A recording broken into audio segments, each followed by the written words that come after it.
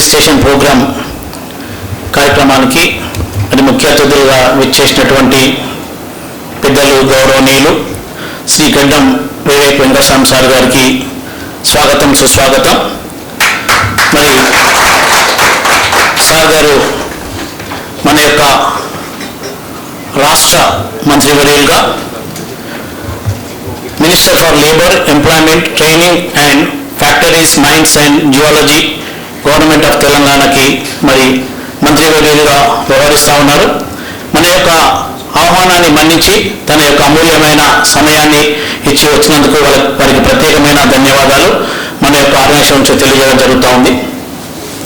ప్రధానంగా మన Telangana SC/ST industrial chamber of commerce ఈ తెలంగాణ రాష్ట్రంలో ఉన్నటువంటి SC/STల యొక్క ఆర్థిక అభివృద్ధి, ప్రధానంగా వ్యాపార రంగం ద్వారా ఆ రంగంలోకి రావాలనే ఉద్దేశంతో ఈ ఆర్గనైజేషన్ పెట్టి ఈ యొక్క కార్యక్రమాలు చేస్తూ ఉన్నాం. మరి ఈ కార్యక్రమానికి ముఖ్య అతిథిగా విచ్చేసినటువంటి మంత్రివర్యులు గారికి, అదేవిధంగా మరి గత 20 సంవత్సరాలుగా అప్పుడు ఉమ్మడి ఆంధ్రప్రదేశ్లో కూడా మరి ఇండస్ట్రియల్ పాలసీ మీద పూర్తి అవగాహన కలిగి SC/STలకి ఎలాంటి పాలసీలు అయితే బాగుంటుంది అనే ఆలోచన చేసి మరి అహర్నిశలు శ్రమిస్తూ అటు కేంద్ర ప్రభుత్వంతో కానీ రాష్ట్ర ప్రభుత్వంతో కానీ మరి ఎప్పటికప్పుడు సంప్రదింపులు జరుపుతూ తన యొక్క మరి జ్ఞానాన్ని, సమయాన్ని, మరి డబ్బును కూడా వెచ్చించి అనేకమైన పాలసీలు మార్పులు తీసుకొచ్చినటువంటి పుట్టపాక శ్రీనివాస్ గారు సార్ కూడా ఈ సందర్భంగా వెల్కమ్ తెలియజేస్తా ఉన్నాను.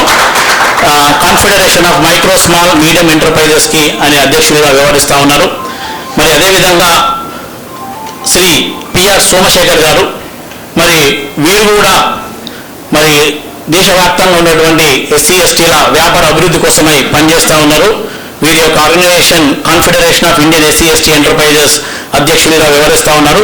వారికి కూడా ఈ సందర్భంగా స్వాగతం సుస్వాగతం తెలియజేస్తూ ఉన్నాను.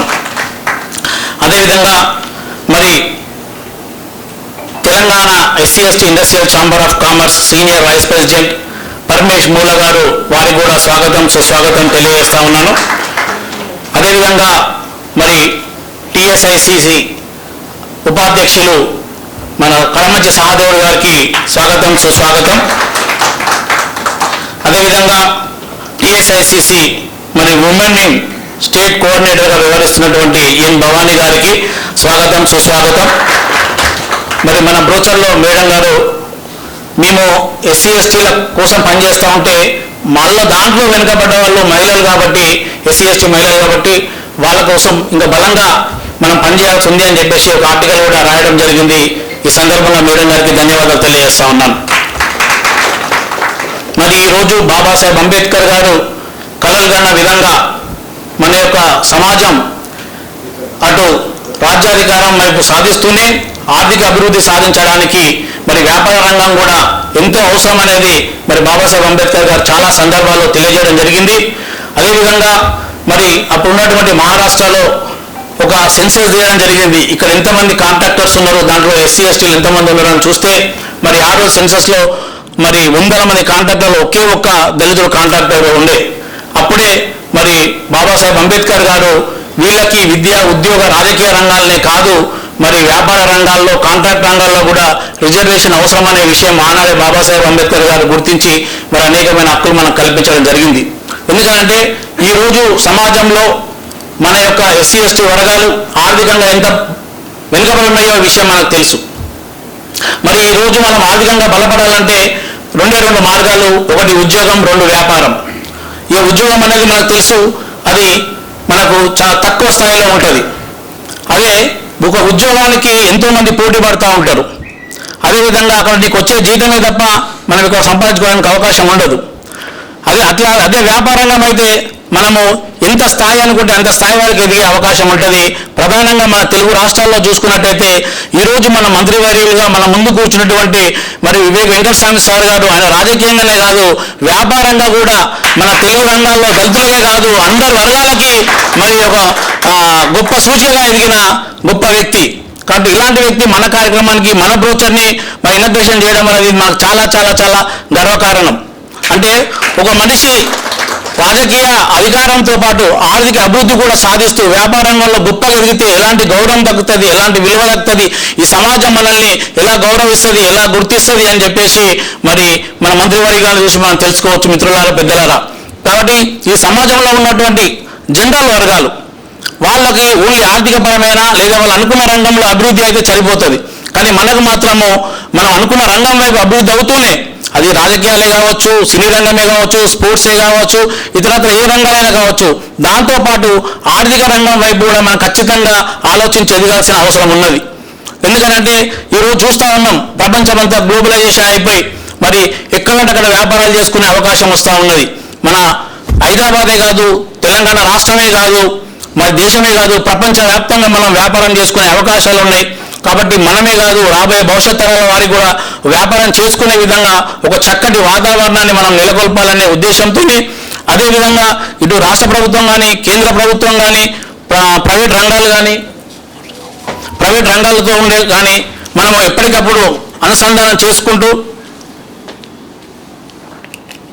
అక్కడ ఎలాంటి అవకాశాలు ఉన్నాయి, మరి అది ట్రేడింగ్లో కానీ, సర్వీస్ సెక్టార్లో కానీ, మ్యానుఫ్యాక్చరింగ్ సెక్టార్లో కానీ, అదేవిధంగా కాంట్రాక్టివ్ సెక్టార్లో కానీ ఎలాంటి అవకాశాలు ఉన్నాయి, అవి మనం ఎలా అందిపుచ్చుకోవాలి, ఎలా ఎదగాలి అనేది మనం ఇప్పటికప్పుడు ఆలోచన చేయాల్సిన అవసరం ఉన్నది. మిత్రులారా, పెద్దలారా, ఇంకో ప్రధానమైన విషయము, నేను గత 20 సంవత్సరాల నుంచి నేను వ్యాపారం చేసి నేను స్థిరపడడం కాకుండా మరి ఎస్సీఎస్లలో వ్యాపారం చేయడానికి మరి ఎంతో మంది కోసం సహాయ సహకారాలు అందించడము, ఇవి ఇలాంటి కార్యక్రమాలు చేస్తూ ఉన్నాము.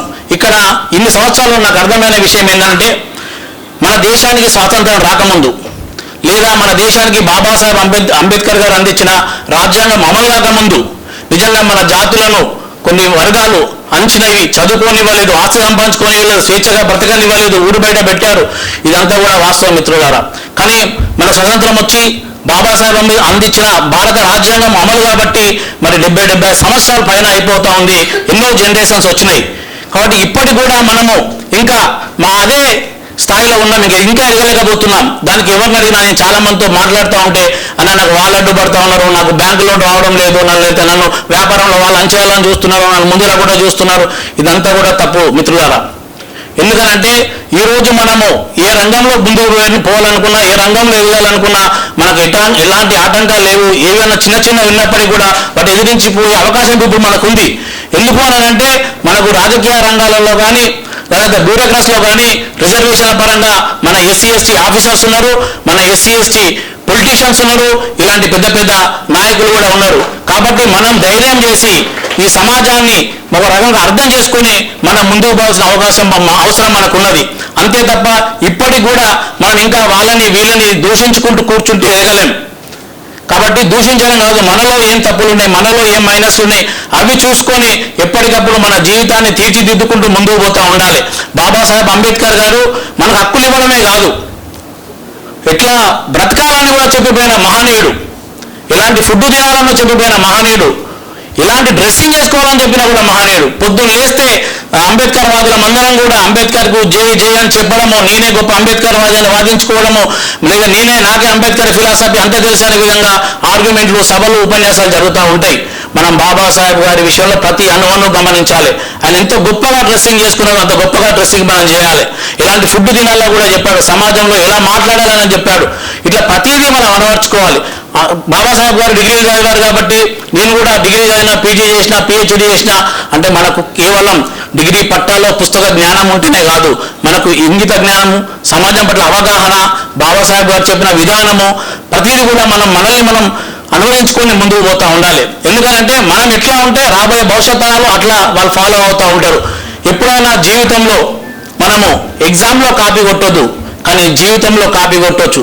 గొప్పగా మన సమాజంలో ఎవరు ఎదిగిరు, మన మిత్రులా, మన రిలేషన్సా, లేదా మన ఇంటి పక్క వారా, ఎవరు వాళ్ళు ఎట్లా డెవలప్ అయ్యారు, వాళ్ళ జీవన విధానం ఎట్లా ఉంది, వాళ్ళ మాట విధానం ఎట్లా ఉంది, వాళ్ళ లైఫ్ స్టైల్ ఎట్లా ఉంది, సేమ్ మనం కూడా అవి నేర్చుకొని ఆ విధంగా ఎదిగే మనం ప్రయత్నం చేయాలి తప్ప ఎదుగుతున్న వాళ్ళని చూసి ఈర్ష్యపడకూడదు.